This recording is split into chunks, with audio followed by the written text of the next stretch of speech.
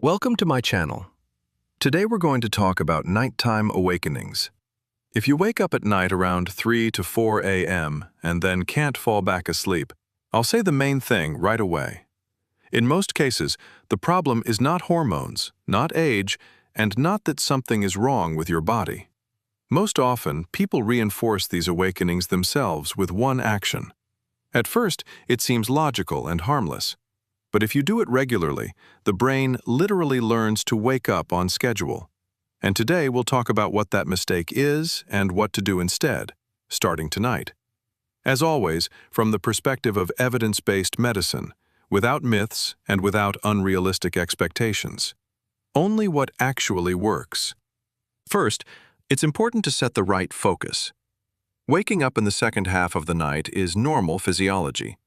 Sleep becomes lighter at this time, the brain exits sleep more easily, and the likelihood of waking up naturally increases.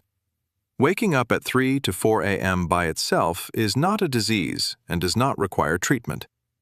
The problem does not begin at the moment of awakening, but in what happens afterward. And here we come to the most common mistake. Mistake number 1 is staying in bed and trying to fall asleep. It usually looks like this. A person wakes up and stays in bed. They turn from side to side. They look at the clock. They start worrying that sleep isn't coming back. They wait and hope that just a little more time will help. This feels logical, but from the brain's point of view, this is exactly where the problem forms. Sleep is not just a need for rest. Sleep is formed as a conditioned reflex. The bed should be associated with sleep. And when someone regularly lies in bed without sleeping, the brain learns something else. It begins to associate the bed with wakefulness and tension. If this happens night after night, a stable pattern forms. Even if the original cause of waking up disappears, the pattern remains. It continues to maintain the problem. This doesn't mean something is wrong with your body. It means your nervous system has learned a specific reaction. Over time, awakenings become more stable and predictable. People start waking up at almost the same time each night. Sometimes there's no obvious reason at all. The more a person tries to control falling asleep, the worse it gets. This creates a vicious circle. The good news is that learned reactions can be retrained. That's exactly what evidence-based behavioral sleep methods are built on. The key rule used in clinical practice sounds like this.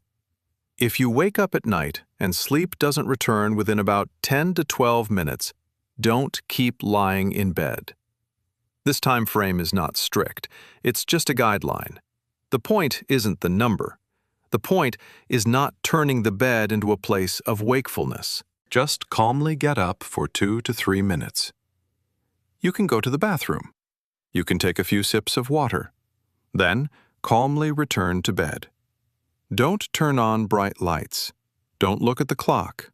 Don't use your phone. If sleep doesn't return, repeat the same cycle again after 10 to 12 minutes. Why is this better than lying in bed? When you lie awake in bed, the nervous system stays activated. The brain enters a state of struggle and control. That increases wakefulness. A short break from the bed reduces this tension. It breaks the link between the bed and being awake. Over time, the brain relearns that the bed is a place for sleep. This method is called stimulus control. It's part of cognitive behavioral therapy for sleep disorders. It's not a ritual or self-suggestion. It's a real clinical tool. The second mistake is using the phone after waking up. Many people grab their phone to check the time or distract themselves. Even a quick glance can fully wake the brain. Screens are powerful wake-up signals. Light, information, and attention shifts activate the nervous system. They sharply reduce the chance of falling back asleep. If your goal is better sleep, phone use at night should be avoided completely. It's even better to keep the phone out of reach. This simple change helps many people. Another common situation looks like this. You wake up and your thoughts immediately turn on. Plans, tasks, conversations, memories. In this state, trying to relax usually doesn't work. The brain is already in processing mode. Here, a simple technique helps. It's called thought offloading. You can place a piece of paper and a pen next to the bed in advance. After waking up, it's enough to write 1 or 2 sentences about what's spinning in your head and, if necessary, write down one action that you will return to during the day. Write it exactly like this. I'll return to this during the day. This takes less than a minute, but allows the brain to stop holding the information in active mode. By the way, you can also do this in the evening before sleep, if you know that thoughts often interfere with your sleep. After that, you can use a simple breathing rule. The exhale should be slightly longer than the inhale, without counting and without complex techniques. This helps reduce nervous system activation and makes it easier to fall back asleep. Now, an important point for those who wake up at the same time for months. Sometimes such awakenings are not due to insomnia itself, but to a shift in the circadian rhythm. With age, a person may simply start falling asleep earlier and, accordingly, waking up earlier. In this case, try a simple test.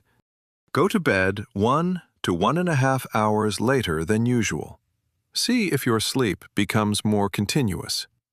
If sleep quality improves, this is not insomnia, but a rhythm shift, and the sleep strategy will be different. If there's no improvement, return to the basic algorithm. Continue working with your response to awakening. It's also important to understand the limits of these behavioral methods. If symptoms such as loud snoring with breathing pauses, pronounced daytime sleepiness, morning headaches, or the feeling that sleep is not restorative are present, you need to see a doctor for a more detailed sleep evaluation.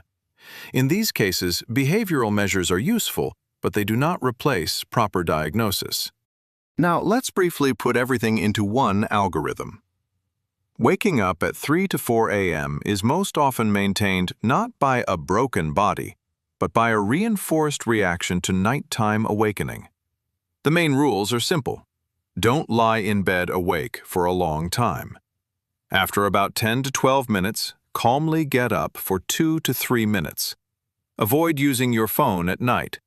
Reduce internal tension after waking, and consider a possible shift in your sleep rhythm. Sleep is a brain function, and with the right, calm, and consistent approach, its quality can truly be improved in many cases. Friends, this video is coming to an end, but before you leave, I want to ask you something.